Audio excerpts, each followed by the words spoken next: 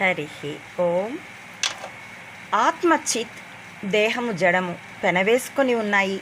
వివేచనతో విడదీసుకోమని, దేహభ్రాంతిని దాటి ఆత్మానందమై నిలవమని ఆత్మబోధలో చెబుతూ ఉంటాం. అలాగే రాజకీయం అనే పొరని దాటి గూఢచర్యాన్ని పరిశీలించగలిగిన వారికి నా వీడియోలు బాగా అర్థమవుతాయి.